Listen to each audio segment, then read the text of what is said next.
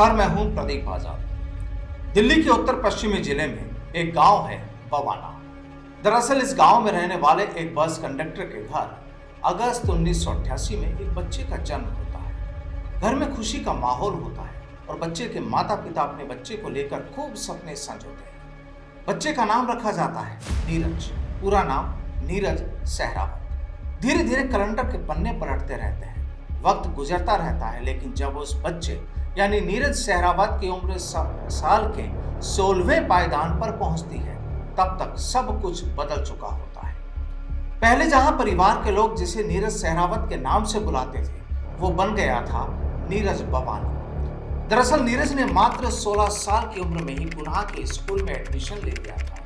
इसके बाद जब नीरज तिहाड़ जेल पहुंचा तो यहाँ उसने दाऊद के चेले फजलपुर रहमान से अपराध की थ्योरी पढ़ी और जब इंटर्नशिप की बारी आई तो नीरज सुरेंद्र मलिक और नीतू दाबोदा की गैंग में शामिल हो गया और इस सब के बाद वो बन गया देश के कई राज्यों का most wanted top gangster Neeraj Bawana. आज के केस डायरी में आपको बताएंगे कि आखिर कैसे नीरज बवाना पुलिस फाइलों में दर्ज हुआ और कैसे बन गया वो पुलिस की आंखों की किरकिरी। आपको बता दें कि जिस वक्त नीरज बवाना ने नीतू दाबोदा से मुलाकात की और जब वो उसकी गैंग में शामिल हुआ, उस वक्त नीतू दाबोदा गैंग अपराध की दुनिया में बहुत बड़ा नाम हुआ करता था और उसी दौर में नीरज ने नीतू दाबोदा के साथ मिलकर कई बड़ी वारदातों को अंजाम दिया। जैसे जैसे इसके नाम पर रंगदारी, हत्या और लूट के मामले बढ़ते जा रहे थे, वैसे वैसे गैंग भी बड़ा हो रहा था और नीरज बवाना का नाम भी।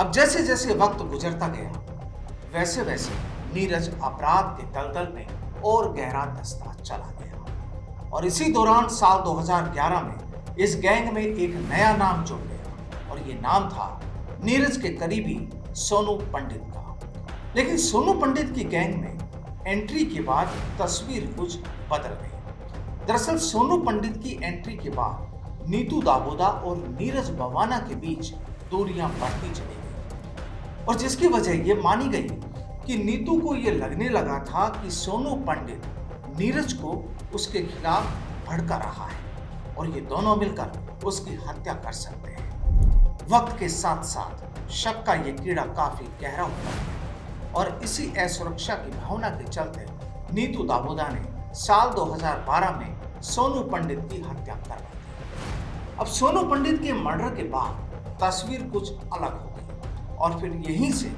नीरज बवाना और नीतू दाबोदा के बीच गैंगवार शुरू हो गई। इस गैंगवार में दोनों गैंग के कई सदस्य मारे गए। बताया जाता है कि मई 2012 में नरेला से तत्कालीन विधायक सत्येंद्र राणा को फोन पर धमकी दी गई। फोन करने वाले ने अपना नाम नीरज बवाना बताया और सत्येंद्र राणा से 50 लाख रुपए की मांग कर डाली। 50 लाख चाहिए वरना अंजाम सोच लीजिए। आखिर मामला दर्ज होने के बाद नीरज बवाना को पुलिस ने गिरफ्तार कर लिया। इधर अक्टूबर 2013 में नीतू दाबोदा और पुलिस में मुठभेड़ हो जाती है और उस मुठभेड़ में नीतू की मौत हो जाती है। इस घटना के बाद नीरज बवाना जमानत पर जेल से बाहर आया, लेकिन फिर वो फरार हो गया। बताया जाता है कि नीरज दिल्ली का डॉन बनना चाहता था और अपना वर्चस्व कायम करने के लिए वो विरोधी गैंग पर हावी होने लगा। आरोप है कि साल 2014 में उसने अपने करीबी सोनू पंडित की हत्या में शामिल संदीप टटेसर की हत्या कर दी और इसके बाद रानीबाग इलाके में नीरज के साथियों ने नीतू गैंग के प्रदीप दहिया और अनिल को भी मार डाला। नीतू का साथी आशु हलालपुरी भी इसी गिरोह के हाथों मारा गया था। कहा जाता है कि राष्ट्रीय राजधानी क्षेत्र यानी एनसीआर, उत्तर प्रदेश और उत्तराखंड ये सभी वो इलाके थे जहां बवाना की सक्रियता सबसे ज्यादा थी। कम पढ़ा लिखा होने के बावजूद वह बहुत जल्दी सीख जाता था। पुलिस ने पहले उसकी गिरफ्तारी को लेकर कई ऑपरेशन चलाए, उसके गुर्गे पकड़े भी गए, लेकिन बवाना पुलिस को हमेशा गच्चा देता रहा। कहा जाता है कि अप्रैल 2014 में नीरज बवाना ने रोहिणी कोर्ट परिसर में पेशी के वक्त प्रदीप भोला को मारने का भी प्लान तैयार कर लिया था और इसी काम के लिए उसने अपने गिरोह के 10 लोगों को भेजा था। ये लोग अदालत परिसर में दाखिल भी हो गए, लेकिन पुलिस ने उन्हें पकड़ लिया था। एक दूसरी घटना में यानी दिसंबर 2014 में बवाना का साथी अमित भूरा देहरादून जेल में बंद था। एक हत्या के आरोप में बागपत कोर्ट में उसकी सुनवाई होनी थी और इसी पेशी के लिए उसे देहरादून जेल से बागपत कोर्ट पुलिस कस्टडी में लाया जा रहा था। लेकिन रास्ते में कार में सवार करीब 10 से 12 लोगों ने पुलिस पर मिर्ची स्प्रे और गोलीबारी कर दी और अमित भूरा को भगा कर ले गए। जाते जाते ये लोग पुलिस टीम से 2 AK-47 राइफल भी लूट कर ले गए।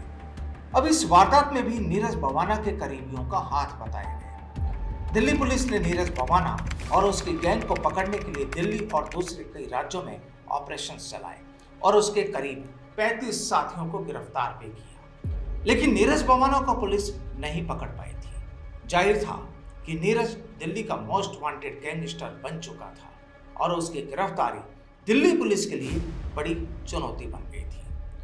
बताया जाता है कि वह जेल में रहता था, फिर भी उसकी हुनक बरकरार रहती है। वह जेल की काल कोठरी से ही अपनी गैंग चलाता था। उसके इशारों पर गुर्गे मरने मारने के लिए तैयार रहते। सागर धनखड़ हत्याकांड में कहा गया कि सुशील कुमार ने नीरज के गुर्गों की मदद ली थी। अब उसकी गैंग का खौफ कह लीजिए कि करीब 20 साल में नीरज ने कई गैंग से दुश्मनी की और कई से दोस्ती। आखिरकार 7 अप्रैल साल 2015 को सुबह करीब 3:45 बजे नीरज बवाना को उसके एक साथी मोहम्मद राशिद के साथ पुलिस ने गिरफ्तार कर लिया।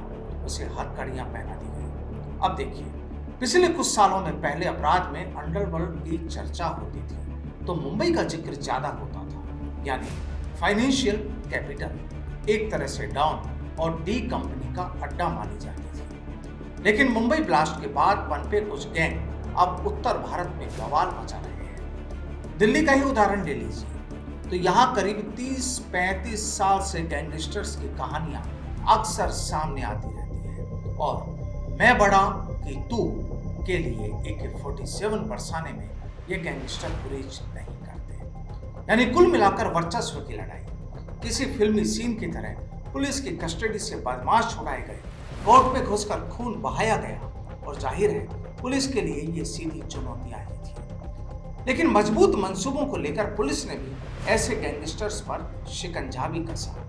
गौर करने वाली बात यह कि कई गैंगस्टर पहले छात्र नेता थे। अब नीरज बवाना के बारे में जानने से पहले गोगी और ताजपुरिया के बारे में जानना जरूरी है। दरअसल साल था 2013। स्वामी श्रद्धानंद कॉलेज के छात्र संघ चुनाव में सुनील उर्फ टिल्लू ताजपुरिया और जितेंद्र मान उर्फ गोगी में ठन गई थी। दोनों जेल भी गए लेकिन गोलियां चलती रही। साल 2016 में जिंद में पेशी के लिए गोगी को दिल्ली पुलिस ले जा रही थी। गैंग ने पुलिस वालों पर मिर्ची झोंकी और फायरिंग करते हुए गोगी को छुड़ा ले गए। गोगी का आतंक बढ़ने लगा तो टिल्लू ताजपुरिया ने नीरज बवाना से जेल में हाथ मिलाया। 2020 में गोगी फिर पकड़ा गया और अब पुलिस ने एनकाउंटर तेज कर दिया था और कहा जाता है कि टिल्लू बवाना गैंग ने ही सितंबर 2021 में रोहिणी कोर्ट में घुसकर गोगी को मौत के घाट उतार दिया था। बहरहाल आपराधिक मामलों का पूरा एक शतक मार चुका गैंगस्टर नीरज बवाना फिलहाल तिहाड़ जेल में है और कहते हैं कि वो अपना गिरोह वहीं से बैठकर चलाता है। जाहिर है पुलिस के लिए भी चुनौती बरकरार है। तो आज के केस डायरी में फिलहाल इतना ही। फिर मुलाकात होगी एक नई कहानी के साथ। तब तक के लिए दीजिए इजाजत। नमस्कार।